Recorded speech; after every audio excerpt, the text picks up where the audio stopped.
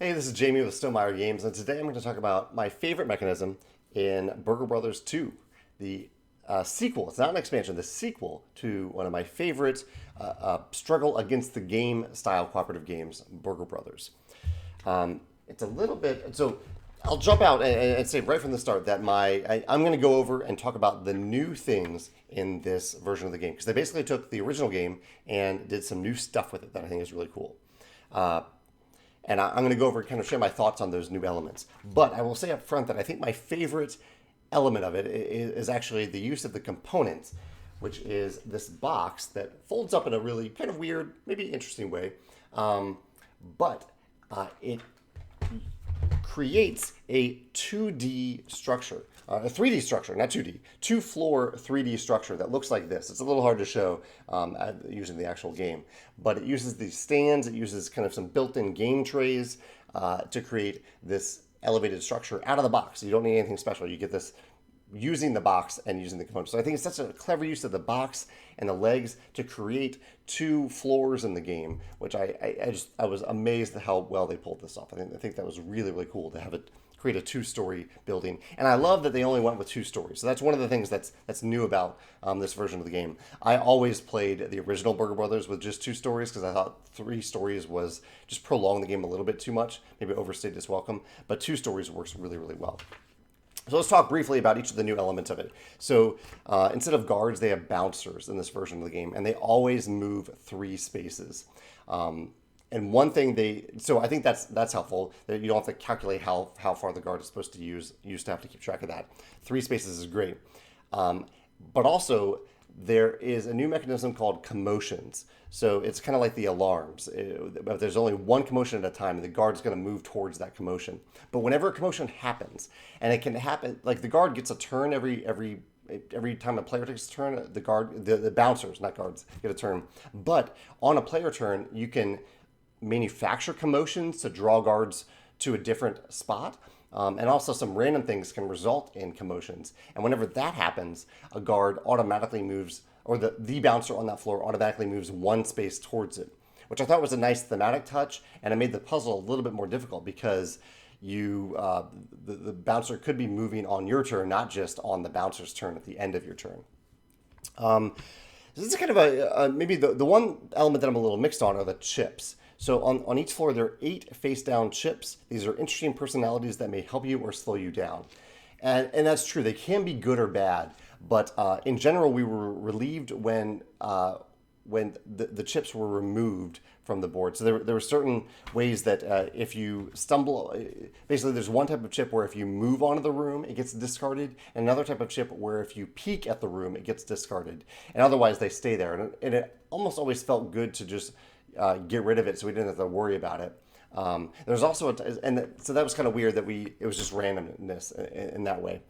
There's also a type of chip that you actually need to find because that's the chip that puts dice on the office. And that's one of the new mechanisms here as well. There's only one safe. Instead of having multiple safes on each floor, there's only one safe, and you need some great cooperation here to pull it off because you need one player in the office, in the owner's office, sending dice up to the safe.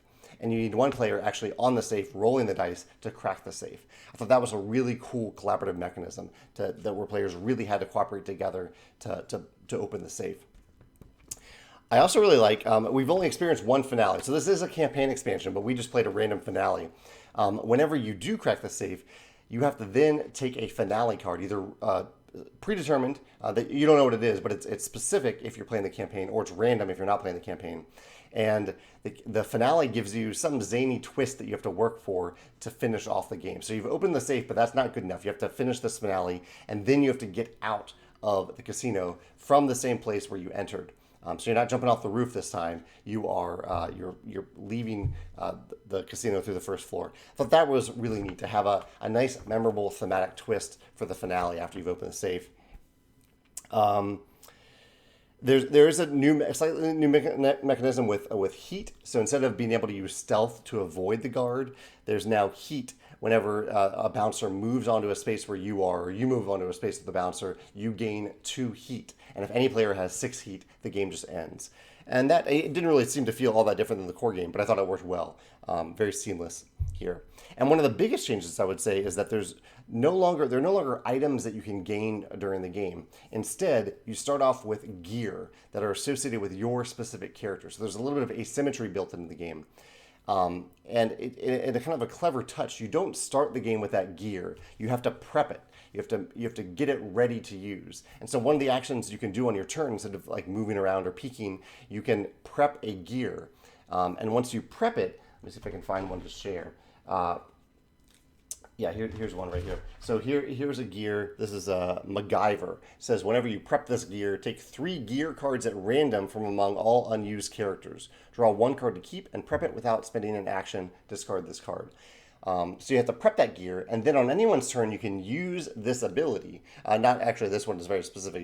It's when you prep it, but usually it's an ability that you can use at any time. And once you use it, though, you have to flip it over. So you only get to use each gear 1 time, and then you flip it over, and there's an ability on the back too. So this one says, spend 1 action on your turn to take 1 heat from any other player, then discard this card. So I love this dual use of the cards, and what it helps do is that it narrows down the decision space on any given turn, because you're not having this accumulating batch of actions to choose from. You still have the same core actions, plus maybe 1 action.